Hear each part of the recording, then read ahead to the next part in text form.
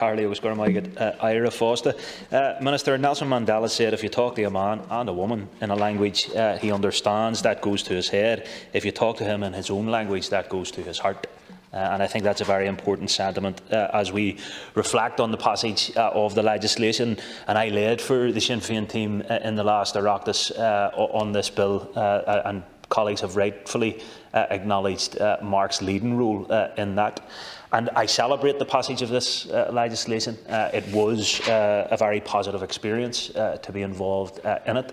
But I think we now need to be at the point where we are moving beyond that celebration. And as Martin Conway rightly said, we're talking about its implementation, its rollout and its effectiveness within the community in a way that positively impacts and enfranchises members of our deaf community, but also informs and assists all of us, as Senator Garvey rightly said too, in terms of how we, as parliamentarians, as legislators, as citizens, engage and understand our deaf brothers and sisters in a better way.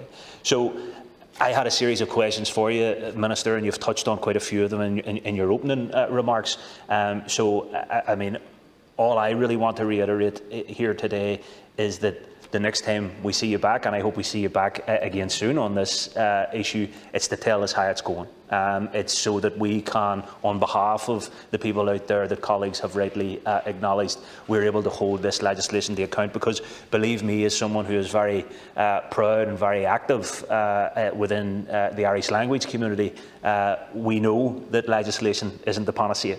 We know that legislation doesn't cure all ills in relation to linguistic issues. So while colleagues have said rightly that this is an issue of rights, it's an issue of equality, it's an issue of societal justice, I have to say, for me it's actually also an issue of fundamental liberation. This is about liberating people. One of the key phrases we heard consistently during the passing of the bill in the last Seanad was the issues of extreme marginalisation faced by the deaf community. And that's how they put it themselves, extreme marginalisation. And that took many forms, some of them very tragic and very devastating for that community, but also some of them in many ways quite mundane in day-to-day life, things that the rest of us would just take absolutely, fundamentally for granted. So I think moving forward that, yes, I'm sure the deaf population of this state, and indeed people watching in today, are delighted that we're happy, but I'm sure equally they also want to see action, they want to see delivery, they want to see results. So I hope as a first step we'll get to the point, and I know we're lucky in this sense, Minister. I acknowledge the Cathaoirleach and I will disagree on a lot of things, but on this issue we have a champion for it, you know. So I hope going forward that, you know, it won't just be like, again, because I flagged this up as a warning, the only time we see headsets in here is when we have specific statements in relation to the Irish language. I don't want it to be we just see a signer in the corner of the TV when we have specific debates relating to issues around the deaf community. You know, because all issues impact the deaf community. They are the community, they are us, and we are them.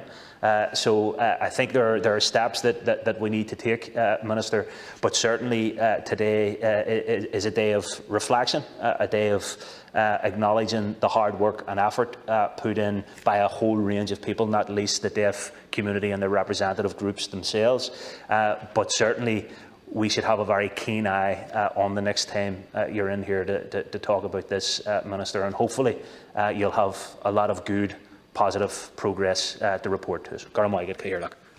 Thank you, Senator.